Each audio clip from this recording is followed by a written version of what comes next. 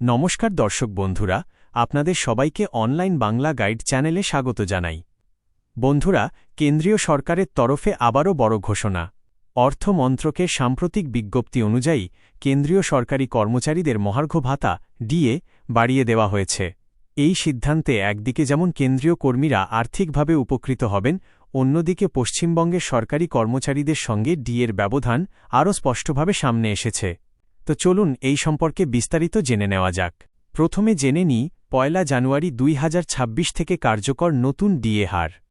নয়াদিল্লি থেকে জারি হওয়া বিজ্ঞপ্তিতে জানানো হয়েছে, ২০২৬ সালের ১ জানুয়ারি থেকে কেন্দ্রীয় কর্মীদের ডিএ ৫৮% থেকে বাড়িয়ে ৬০% করা হয়েছে। এই সিদ্ধান্ত রাষ্ট্রপতির অনুমোদনক্রমে কার্যকর হয়েছে এবং তা সরাসরি কর্মীদের মূল বেতনের উপর প্রযোজ্য হবে, অর্থাৎ কর্মীদের মাসিক আয়ে একটি উল্লেখযোগ্য বৃদ্ধি ঘটবে। এরপর রয়েছে সপ্তম বেতন কমিশনের নিয়মেই গণনা। এইডিএ বৃদ্ধি করা হয়েছে 7th পে কমিশনের সুপারিশ অনুযায়ী নির্ধারিত পে ম্যাট্রিক্সের ভিত্তিতে। গুরুত্বপূর্ণ বিষয়গুলো সম্পর্কে জেনে নিন। ডিএ মূল বেতনের অংশ নয়, এটি একটি আলাদা উপাদান। পে ম্যাট্রিক্স অনুযায়ী নির্দিষ্ট হারে হিসাব করা হবে।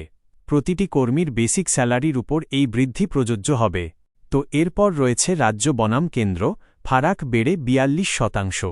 এই নতুন ঘোষণার ফলে কেন্দ্র ও পশ্চিমবঙ্গ সরকারের কর্মচারীদের মধ্যে ডিএর ব্যবধান আরও বেড়ে গেছে। বর্তমানে কেন্দ্রীয় কর্মীরা পাচ্ছেন ৬০% ডিএ, পশ্চিমবঙ্গের কর্মীরা পাচ্ছেন প্রায় ১৮% ডিএ। ফলে দুইয়ের মধ্যে পার্থক্য দাঁড়াচ্ছে প্রায় ৪২%। এই বিশাল ব্যবধান দীর্ঘদিন ধরেই রাজ্য কর্মীদের মধ্যে অসন্তোষের কারণ। এবার ডিএ হিসাবের বিশেষ নিয়ম সম্পর্কে জেনে নিন। অর্থমন্ত্রকের নির্দেশিকায় আরও কিছু গুরুত্বপূর্ণ বিষয় উল্লেখ করা হয়েছে। ১. রাউন্ড অফ নিয়ম। ৫০ পয়সা বা তার বেশি হলে পরবর্তী পূর্ণ টাকায় গণনা। ৫০ পয়সার কম হলে তা বাদ দেওয়া হবে। ২. বিভিন্ন বিভাগে আলাদা নির্দেশ, যেমন প্রতিরক্ষা কর্মী এবং রেল কর্মী। এই ক্ষেত্রগুলোতে সংশ্লিষ্ট মন্ত্রক আলাদা করে নির্দেশিকা জারি করবে। তো এবার রাজ্য কর্মীদের অসন্তোষ কী রয়েছে জেনে নিন। ডিএর এই বিশাল ব্যবধান নিয়ে পশ্চিমবঙ্গের সরকারি কর্মচারীদের মধ্যে বহুদিন ধরেই ক্ষোভ রয়েছে। বিভিন্ন কর্মচারী সংগঠন ইতিমধ্যেই দাবি জানাচ্ছে, ১. কেন্দ্রের সমান হারে ডিএ দিতে হবে। ২. দ্রুত বকেয়া মেটাতে হবে। নতুন করে কেন্দ্রীয় হারে বৃদ্ধি ঘোষণার পর এই আন্দোলন আরও জোরদার হতে পারে বলেই মনে করা হচ্ছে। এবার রাজ্যের সাম্প্রতিক ঘোষণা ও অনিশ্চয়তা সম্পর্কে জেনে নিন। ফেব্রুয়ারি মাসে পশ্চিমবঙ্গ সরকার অন্তর্বর্তী বাজেটে ৪% ডিএ বৃদ্ধির ঘোষণা করেছিল।